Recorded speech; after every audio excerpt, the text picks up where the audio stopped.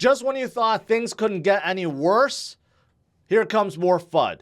Look at Bitcoin. It fell off a cliff. It's barely clinging on to 20,000.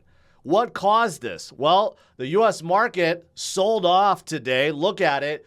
Deep in the red. Again, more fears about rate hikes, about the job claim that's coming out tomorrow, or I should say the job report that's coming out tomorrow. And of course, scared about Powell. But look at this. Out of nowhere, the New York Attorney General sues Kucoin, the exchange. Not only that, but also declares Ethereum a security. Have they been talking to Gary Gensler? So it's bad enough they're going after Kucoin for basically selling unregistered securities. They have also deemed that Ethereum is a security. Why? Well, looking at this very lengthy lawsuit, okay? First of all, they're attacking Kucoin because Kucoin has offered, sold, and purchased securities, okay? And they believe they are unregistered. So they want Kucoin to get registered or leave the state of New York. That's bad enough already. Kucoin is one of the biggest exchanges out there. Kucoin, I'm going to kind of go over this real quick, but you can see Kucoin offered, sold, purchased a cryptocurrency called ETH on its platform. ETH is the native currency on Ethereum blockchain created by Vitalik Buterin and several others, right? Okay.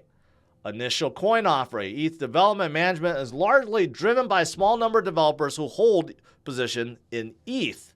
Okay, and this goes on and explains how the Ethereum Foundation had an ICO, initial coin offering, in which ETH was sold to fund the creation of Ethereum, right?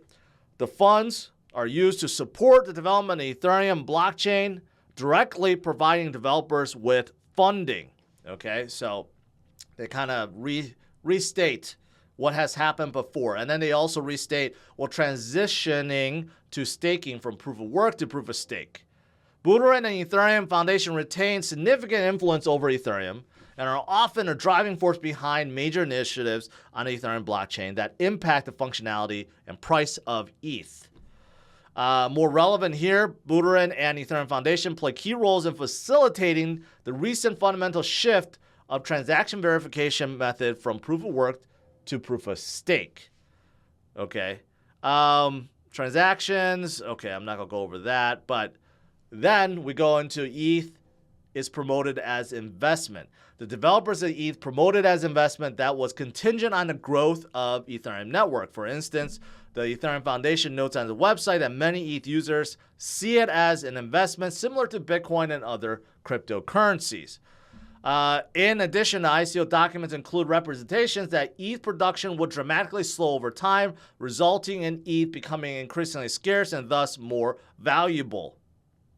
The Ethereum Foundation claims on its website that users of Ethereum see it as a digital store of value because the creation of new ETH slows down over time. So at first glance, this looks pretty damning. Okay, Ethereum had an ICO. Vitalik and team has too much sway over the direction of the project, which can benefit them because they are large holders of ETH. And number three, some of the initial documents hint that many can view Ethereum as an investment, as an asset that can grow in value over time, right? So these are the three things. Now, one of the questions that needs to be answered as we go forward, on a side note, is the fact that if something starts out as security, does it remain a security forever, or can it actually transit to being a commodity? And vice versa. Can something that's a commodity transit to being a security later?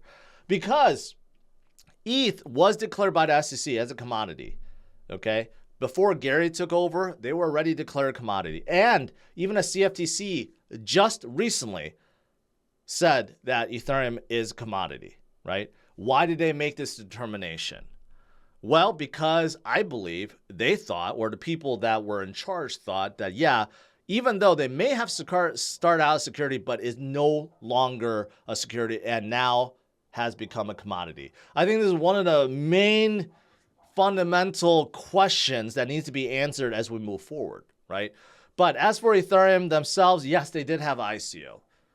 They did want to raise funds for development of the project, right? Many projects have done so. So yes, they have to, they have to own that. They did have that, right?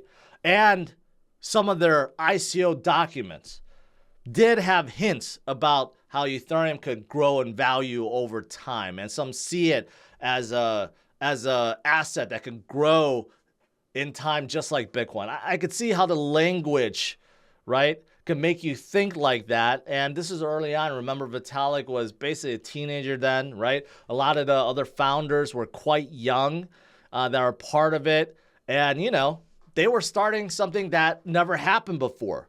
Before Ethereum having an ICO, I mean, it just didn't happen. It kind of led the trend, right? So they were trying something new. They were trying something new, and it worked obviously for them, right? But now it's kind of coming back. But here's the thing. The other major reason why the New York Attorney General thinks that Ethereum is security is because, first of all, the team did have ICO. Many of the members do have a large amount of ETH in their pockets, right? And because they're the driving force of many major initiatives, that they can benefit, then they can manipulate the price of ETH. But here's the thing. All these new proposals now on Ethereum, they have to be voted upon.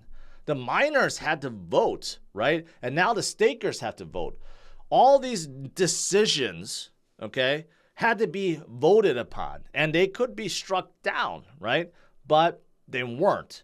So even though these guys may be the ones coming up with ideas, kind of setting direction, but ultimately the whole group, everyone holding Ethereum, everyone that's in the community, they have to approve whether or not this goes, right? Or the direction goes. So, you know what? So I don't know. I find that argument to be weak. Just because you have an ICO, does that automatically make you a security as well? Just because you had a fundraising at the beginning, does that mean that you're security? Because, crowdfunding is also allowed in the US. Projects that start out doing crowdfunding, they're not deemed securities, right? So that's also something else that we need to think about going forward.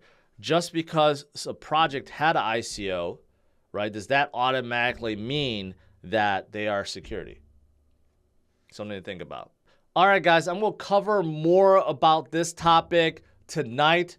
Hang in there. I know it's very scary right now, right? With Kucoin being sued, with Ethereum being deemed as security, okay, and the overall broader market just selling off like crazy. It's getting scary once again. So make sure you tune in tonight, 8:30 p.m. Central Standard Time. All right, have a good one. Bye-bye.